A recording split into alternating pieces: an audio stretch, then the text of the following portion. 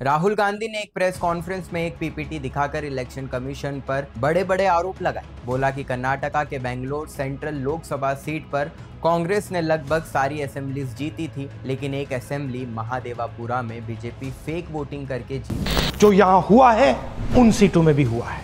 और याद रखिए, अगर बीजेपी को 10-15 सीटें कम आती तो आज नरेंद्र मोदी प्रधानमंत्री नहीं होते, इंडिया गठबंधन की सरकार होती।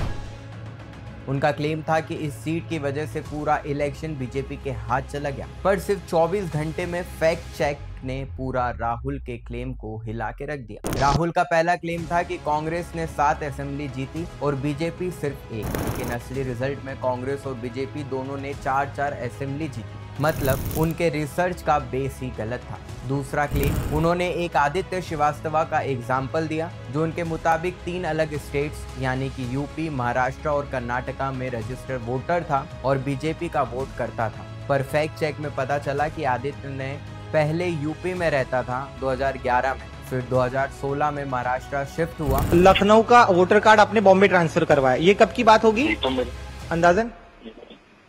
2016, 17, 18, 2017, 2018 में हो सकता है चेंज कराया होगा। ठीक है, 2017 या 2018 में। जी ठीक है, तो इसीलिए अगर आप देखेंगे जो भी वो रिपोर्ट कर रहे हैं, मेरा voter I card number same है जी। तो ऑनलाइन जो फॉर्म है उसके थ्रू मैंने ट्रांसफर करवाया था अपना वोटर आई कार्ड जी। और अब कर्नाटका में हर बार उसने अपना वोटर आईडी लीगल प्रोसेस से अपडेट करवाया और एक बार में सिर्फ एक जगह वोट किया। 2021 में मैं बॉम्बे छोड़ के मैं बैंगलोर आ गया जी, और अभी मैं बैंगलोर में रह रहा हूँ। तो मैंने फिर से उनकी वेबसाइट पे जाके अपना आई कार्ड बॉम्बे से बैंगलोर में ट्रांसफर किया। अच्छा, तो क्या इस दौरान कभी आपने जब बॉम्बे छोड़ा उसके बाद क्या आप कभी मुंबई में मतदान करने के लिए आए?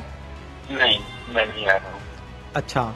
तीसरा क्लेम, एक एड्रेस पर 80 वोटर्स रजिस्टर्ड हैं। राहुल ने इसे बीजेपी के फेक वोटर्स का प्रूफ बताया, लेकिन इन्वेस्टिगेशन में निकला कि वो एक रेंटेड चॉल है जहां हाउस हेल्प्स और सिक्योरिटी गार्ड्स टेम्पररी रहते हैं, आईडी बनवाकर छोड़ देते हैं। कोई प्रूफ नहीं मिला कि उन्होंने बीजेपी को वोट दिया। के भाइयों का सबका प्रॉपर्टी है यहाँ पर, एक हाउस नंबर 35 है, उधर कौन भी नहीं है, ये आईडी कार्ड बनाया, आ रहा जा रहा, वो इलेक्शन टाइम में उधर आए तो वोटिंग करता चलता है, रेंट पे आते हैं, रेंट। चौथा क्लेम, राहुल ने कुछ वोटर आईडी कार्ड्स दिखाए जिनके फोटोज ब्लर या माइक्रो साइज था और बोला कि ये फेक आईडीज हैं, पर इलेक्शन कमीशन ने कंफर्म किया कि ये आईडीज वैलिड हैं और इन लोगों के रिकॉर्ड सही हैं। पांचवा पॉइंट, राहुल का पीपीटी कभी भी ये प्रूव नहीं करता कि जितने भी एलेज फेक वोटर्स थे उन्होंने बीजेपी को ही वोट दिया। और यहाँ ट्विस्ट ये है कि फेक वोटर आईडी बनाने के केसेस कांग्रेस के खुद के वर्कर्स पर लग चुके हैं। जैसे केरला में 2023 में 3 यूथ कांग्रेस वर्कर्स पकड़े गए फेक आईडीज के साथ। कर्नाटका के आर नगर में कांग्रेस एमएलए और 13 लोग फेक वोटर आईडी में बुक हुए,